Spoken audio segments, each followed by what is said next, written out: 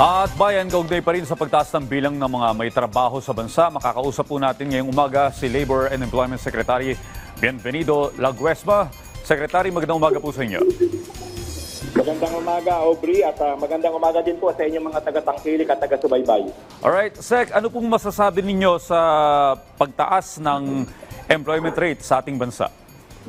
Una, siyempre, medyo welcome natin yan at yan ang nagbibigay sa atin ng inspirasyon para patuloy pang pag-ibayuhin yung pong serbisyo ng Department of Labor and Employment upang matulungan yung mga kababayan natin, lalo na pa yung mga naghahanap ng trabaho. Alright, Sec, nakatulong po ba yung mga employment or hakbang ng ating pamahalaan ng mga job fairs? Malaking bahagi yon kasi kung matatandaan mo, nang nagsimula itong ating taon, nagbigay ng direktiba ang ating Pangulong Ferdinand R. Marcos Jr. na gawing buwanan ang pagdadaos ng at least buwanan na ang pagdaraos ng mga job fair. At siyempre, malaki pong tulong yung partisipasyon at kolaborasyon ng pribadong sektor. Yun po yung mga pinanggagalingan ng mga trabaho na nakakatulong po sa ating mga job seekers. Okay, Secretary, batay po sa Labor Force Survey ng PSA nitong August 2025, bumaba yung employment sa ilang industriya.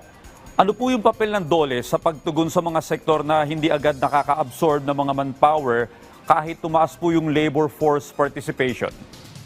Una, yung ating patuloy na pagpapalakas ng mga programa natin, lalo na yung tumutulong sa kabataan, tiyakin na yung tinatawag natin na education to employment transition path ay mapalakas. At siyempre, ang napakahalaga dyan yung kolaborasyon sa mga business organization dahil gusto nating malaman kung ano yung kanilang mga pangangailangan sa darating na panahon. Nang sa ganon, sa pakikipag-ugnayan naman natin sa mga educational institution, mabigyan natin sila ng gabay, hindi lamang yung mga mag-aaral, kundi yung mga institusyon kung ano mga palalakasin pa na mga kurso dahil yun naman ang mga pangangailangan ng mga susunod na henerasyon at makatulong din tayo sa requirement, manpower requirement ng mga kumpanya. Okay. Well, Sec, ano po yung magiging hakbang ng DOLE para matiyak na hindi lang basta trabaho, kundi may sapat ding sahod, benepisyo at seguridad yung mga empleyado, no? Ito yung tinutukoy po ng ating Pangulo na quality jobs. Yes, kasama po tayo doon sa pagkilos, yung tinatawag nga na whole of government approach. Siyempre, nagsisimula yan sa bahagi ng edukasyon at susundan ng upskilling o retooling ng departamento sa pamamagitan ng TESDA para tiyakin na sa pamamagitan ng karagdagang kasanayan at kaalaman, sila ay magiging entitled o eligible sa mga mas mataas na klase ng trabaho. At ito ay bahagi nung tinatawag na trabaho para sa bayan plan upang nang sa ganon yung sinasabi natin na meron mang mga kalamidad, patuloy na nakaka-adjust, nakakatulong po ang ating pamahalaan at ito'y makita natin na maging full ang operationalization ng mga kumpanya para yung mga vacancies nila mapunan natin at makatulong lumago ang ating ekonomiya tungo sa isang bagong Pilipinas. Okay, sir, para po sa kaalaman ng ating mga kababayang job seekers, ano po yung mga programa ng DOLE para mahasa yung skills ng mga job workers? Marami po programa. Tinitignan po yung mga tinatawag natin na mga key employment generators. No? So mayroong mga nakahandang programa, upskilling at retooling ang ating pong TESDA. May kinalaman po doon sa mga sektor na mangangailangan ng karagdagan.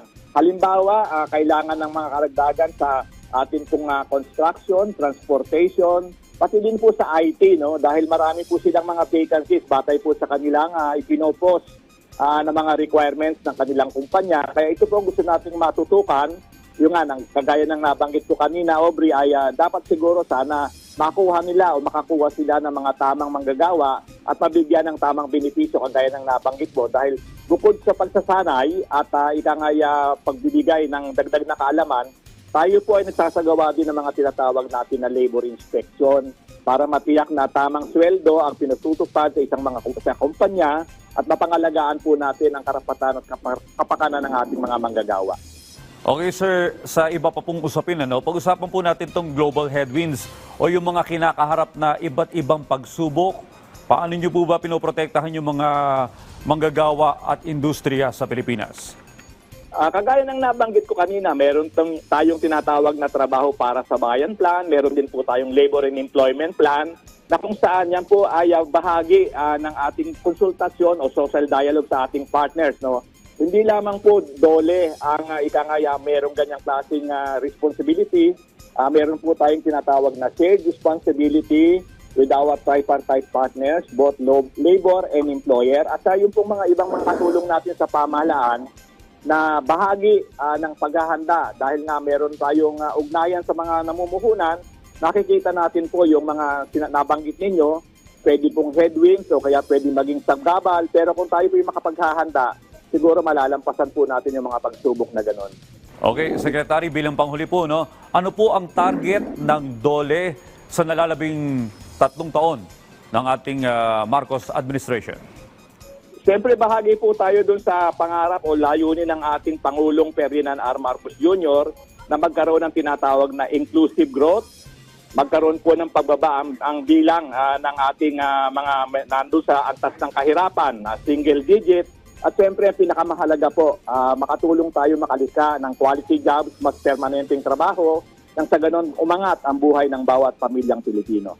Well, maraming salamat po sa lahat ng impormasyon na ibinahagi niyo sa amin ngayong umaga. Nakapareha po natin, DOLE Secretary Bienvenido Laguesma.